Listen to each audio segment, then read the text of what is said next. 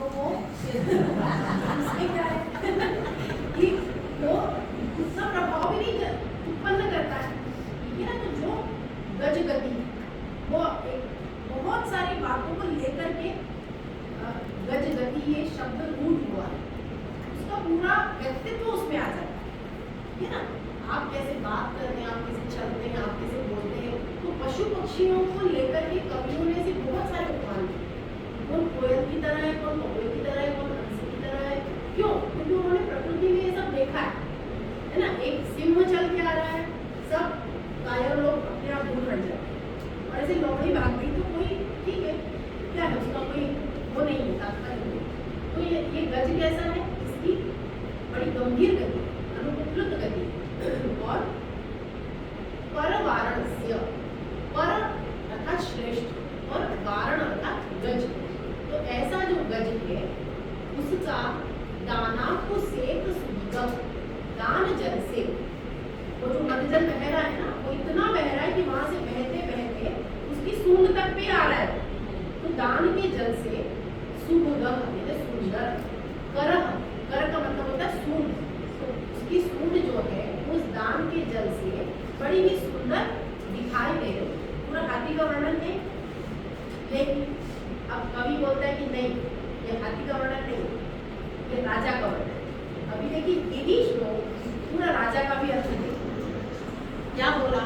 भद्रा, राजा भी भद्र है, अत्यंत ही दिखने में वो जो है सुंदर है, उसका रूप है, उन्नत है, और उसको देख करके ही लग रहा है कि अत्यंत कल्याणकारी इसकी छवि। आप ज्योतिष में तो जानते हैं, सामुद्रिक शास्त्र है ना, तो उसमें विभिन्न प्रकार की चर्चाएं होती हैं कि कैसा व्यक्ति का व्यक्तित्व यदि आपको परिभाषित करना है तो एक एक बातें बताई गई। इवन उसके जो चिन्ह है, शरीर पर उपस्थित जो चिन्ह है उनकी भी चर्चा की गई है। उसकी गति, उसके नेत्र कैसे हैं, मत्स्य नेत्र है, मृग वाले नेत्र है, क्या है, तो सब कुछ का है। तो ये देखने में ही कैसा है, भद्र है, सब कल्याणकारी राजा है। और दूरध ही रोग करो, इस पर भी चढ़ना मुश्किल है। तो यहाँ चढ़ना मतलब शत्रुओं का इसके ऊपर आक्रमण करना मुश्किल है। अर्थ ये कवि के अधीन है ना, और उसमें कोई गलत नहीं है। दूरध ही रोग करो, जिसके शरीर पर कोई चढ़ नहीं सकता, इसका मतलब कोई शत्रु उस पर आक्रमण नहीं कर सकता, इतना वीर है। फिर कहा विशाल वंशोन्नत है, उसका वंश बहुत विशाल है, उन्नत है, अर्थात खानदानी व्यक्ति। ऐसे ही कोई किसी को जैसे कोई नेता बन जाते खाते, ऐसे बड़ा कोई खानदानी व्यक्ति, उसका राजवंश से वो आ रहा है, तो इसलिए क्या उसका वंश बहुत उन्नत। वहाँ पे वंश मतलब था क्रिकेट, यही कोश का चमत्कार है, यही शब्दों का चमत्कार है। और कृत शिलीमुख संग्रह से, शिलीमुख का एक अर्थ है भौरा, जो मैंने अभी आपको हाथी के अर्थ में बताया। शिलीमुख का दूसरा अर्थ है बाण। बाण की भी कैसी होती है, नुकीली होती है ना, आगे से होगा, अगर सीधा तो किसी को लगेगा ही नहीं, देखा ही आप सबने कैसे वो होता है तीखा। तो जिस राजा ने अपने उस कोश में बहुत सारे बाणों का संग्रह करके रखा, क्योंकि वीर राजा है ना, हर हमेशा वो धनुष बाण के साथ ही होता है। जैसे वो उधर हाथी घोड़ों के साथ, ये बाणों के साथ। और यस्य अनुपलुत गति, जिसकी गति कैसी है, अनुपलुत, बड़ी गंभीर गति वाला है। फिर क्या कहा?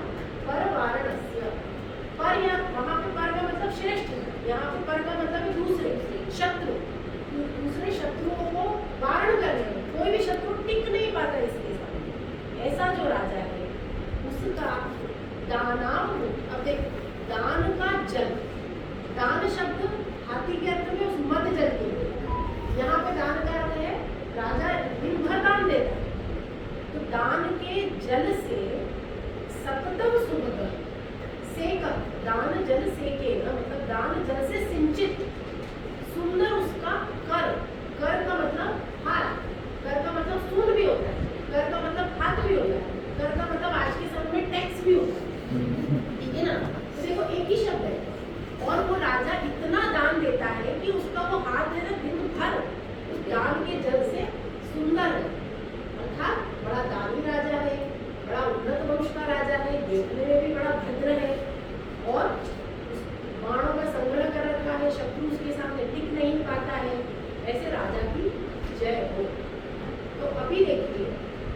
एक